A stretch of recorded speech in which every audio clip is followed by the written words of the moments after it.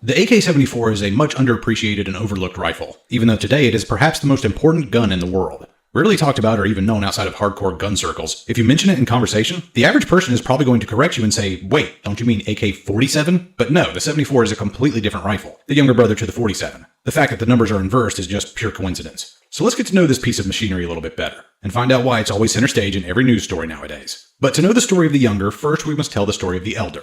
During World War II, militaries around the world found themselves with the same problem. They had too many different guns, doing too many things, using too many different types of ammunition. The average infantry squad for just about every country in the conflict looked something like this. 10 or 12 guys, a machine gunner, an assistant machine gunner who carried extra ammo and parts, a squad leader and an assistant squad leader, both armed with submachine guns, and the remaining 6 or 8 men were riflemen. The MG did most of the heavy lifting. The other elements were mostly just support. The submachine gunners would pick off targets who got too close, and the riflemen would pick off individual targets further out. Everyone basically just protected the machine gun. Everything revolved around it.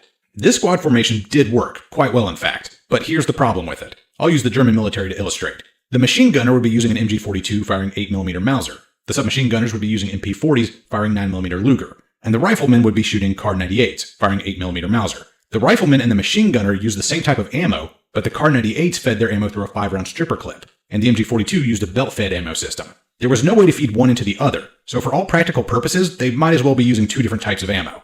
And this is just to arm 10 guys. Extrapolate this out across an entire military, many of whom are doing different things with even more types of guns, and you run into a logistical nightmare. Getting the right guns and ammo to the right people becomes a painstaking process in and of itself. But what if you had one gun that could do all 3 of those things that we listed earlier? Or even just 2 of the 3 things would drastically simplify supply lines. In 1943, the Germans think they have an answer.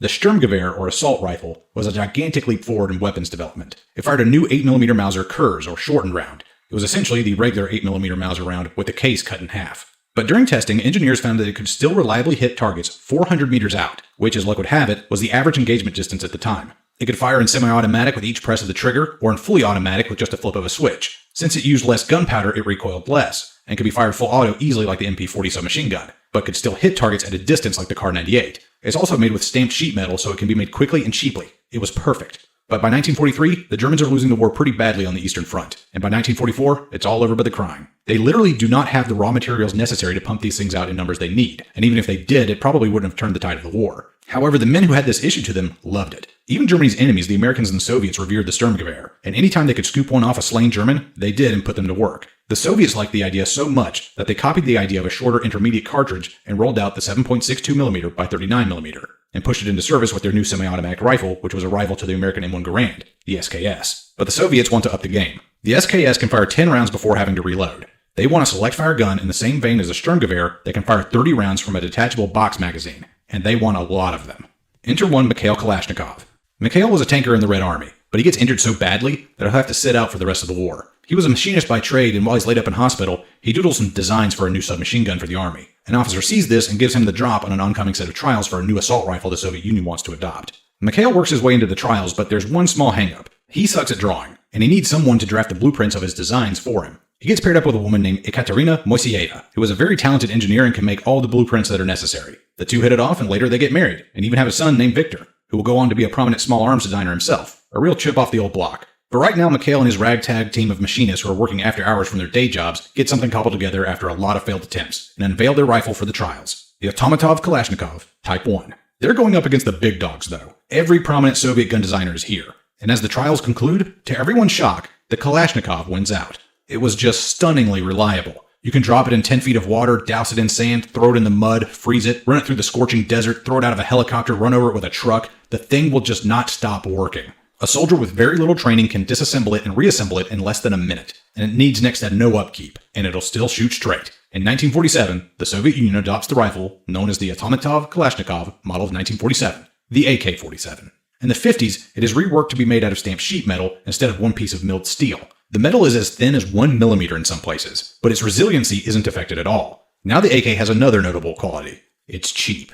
The Soviet factories pump out thousands of these things in a day. China copies the designs with their Type 56 model, and the two combined flood the world with cheap, effective firepower. From the warring nations of Africa to the Mongolian steppe, all the way into Southeast Asia, the Kalashnikov finds itself in the hands of both friend and foe alike. It is so ubiquitous that when Mozambique wins their revolution, they adorn their new flag with the rifle. But it was its exploits and run-ins in Southeast Asia that will birth its descendant.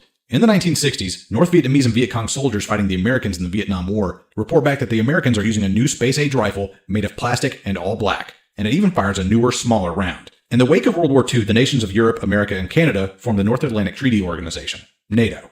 They all pledged to adopt the same rifle that fired the same ammunition and used the same magazines. They adopted the Fabrique Nationale Fusil Automatique Léger, the FNFAL. But America insisted that it be chambered in a heavy 30 caliber round, so they adopted the large 7.62mm by 51mm. And while the FAL performed admirably, the US adopted the homegrown M14, a heavy and frankly out-of-date rifle that didn't even see use for a decade before America adopted the M16. This new rifle was completely different. How it operated, how it was used, its ergonomics, everything. But the round it used is what caught the Soviet Union's eye. The new 5.56 by 45mm, essentially a .223 caliber round. Why had the Americans, who had absolutely insisted on using a full-size battle rifle cartridge, suddenly changed their minds and went to a smaller intermediate round? They had to have had a good reason. They tell their Vietnamese allies to grab some M16s with the ammo and send them back to the USSR. What they find is morbidly interesting. The round doesn't kill immediately like a 30 caliber, but instead rips its way through the body, causing massive injuries. The round tumbles upon contact, whereas a larger round would just punch straight through. The Soviets then realized the American rationale. On the battlefield, it's probably better to wound a man than to kill him. He can't fight, but now another man has to treat him and drag him to safety. You have essentially taken two men out of the fight with one bullet. Not just that, but the wounded man needs a doctor, nurses, and orderlies to tend to him. He'll need lots of food and water and medical supplies to recover too. If the soldier had just died, he would just be put in a pine box and sent home. But since he's injured, he'll be taken care of for weeks, months, maybe a year. On a macro scale, this round could be absolutely devastating in a larger conflict. It basically causes his country to spend tens of thousands of dollars on him. The Soviets immediately get to work on developing a response. After some new ideas are thrown out there, they decide to use what worked, the AK system. They'll simply retool it to use the new caliber. Mikhail objects at first and stands by the 7.62, but goes to work on the project anyway to oversee it. In 1974, they like what they have and approve the AK-74 for mass production. Not too much is different. The magazine is now made of polymer and has a straightened out curve to deal with the newer round. The gas block is now placed at 90 degrees instead of 45 degrees, but the most obvious difference is the compensator on the muzzle. It directs blast from the round to the sides and up to keep the rifle on target. And having fired one myself, I can tell you that the recoil feels like a baby kicking against your shoulder. The rifle doesn't jump, it just stays flat and on target. They develop other variants too. The RPK-74 has a heavier, longer barrel with a bipod and is meant to be used as a light machine gun. The AKS-74 has a side-folding stock and is ideal for paratroopers or soldiers who find themselves in cramped Soviet vehicles. And perhaps most famously, the AKS-74U, or Krinkov, a shortened rifle that still uses the same ammo and mags, but comes in a convenient tiny package for tank crews and rear echelon troops. And there it is. The initial problem we talked about all the way back at the beginning of this vid has been solved. A gun that performs all three roles, machine gun, submachine gun, and rifle, all in one.